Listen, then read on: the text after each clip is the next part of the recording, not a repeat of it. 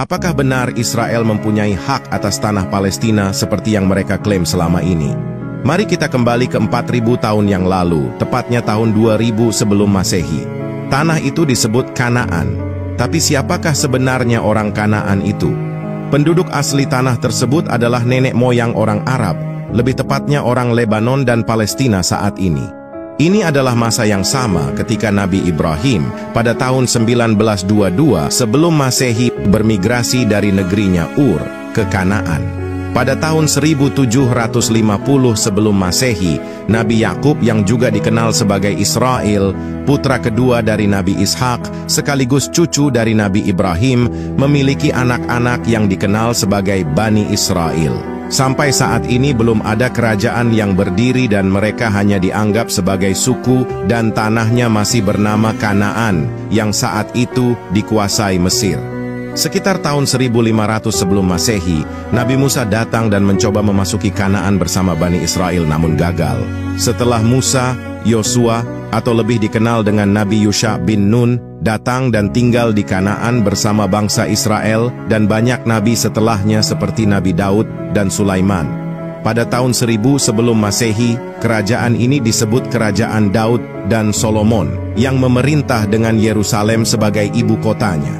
Setelah kematian Raja Sulaiman, sekitar tahun 800 sebelum Masehi, kerajaan terpecah menjadi banyak bagian, terutama bagian utara sebagai Kerajaan Israel dan selatan sebagai Kerajaan Yehuda. Pada tahun 721 sebelum Masehi, Kekaisaran Asyur atau Asiria menaklukkan bagian utara dan menghancurkan 10 suku Yahudi dan meninggalkan bagian selatan dengan ibu kota Yerusalem dan hanya tersisa 2 suku. Namun pada tahun 587 sebelum Masehi, Raja Babilonia menyerang 2 suku yang tersisa dan menghancurkan kuil Sulaiman.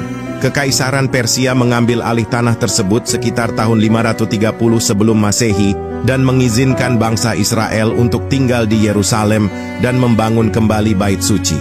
Mereka tinggal di sana di bawah kekuasaan Persia sampai Alexander Agung menaklukkan negeri itu. Pada tahun 50 sebelum Masehi, datanglah bangsa Romawi yang menaklukkan negeri itu.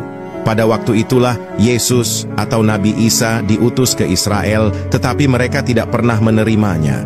Bangsa Israel kemudian memberontak melawan Romawi, namun gagal dan banyak yang menjadi korban, sehingga mereka melarikan diri ke seluruh wilayah kekaisaran. Sekitar tahun 300 hingga 400 Masehi, agama Kristen menjadi dominan di daerah tersebut. Pada tahun 600 Masehi, Islam datang, dan Khalifah kedua, Umar bin Khattab menaklukkan Yerusalem, dan orang-orang Yahudi menyambut umat Islam, dan berharap kondisi mereka bisa lebih baik. Dan untuk pertama kalinya dalam sejarah, umat Islam, Kristen dan Yahudi hidup bersama dalam damai. Inilah yang sekarang kita kenal sebagai awal masa keemasan umat Yahudi. Sekitar tahun 1099, tentara salib mengambil alih Yerusalem.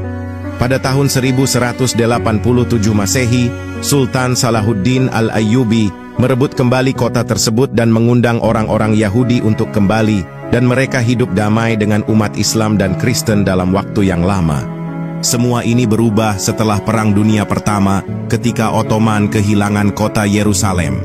Tanah itu sejak dahulu disebut Palestina, dan Inggris yang kala itu adalah pemenang Perang Dunia I berjanji akan memberikannya kepada Zionis, padahal mereka sama sekali tidak memiliki hak untuk melakukannya.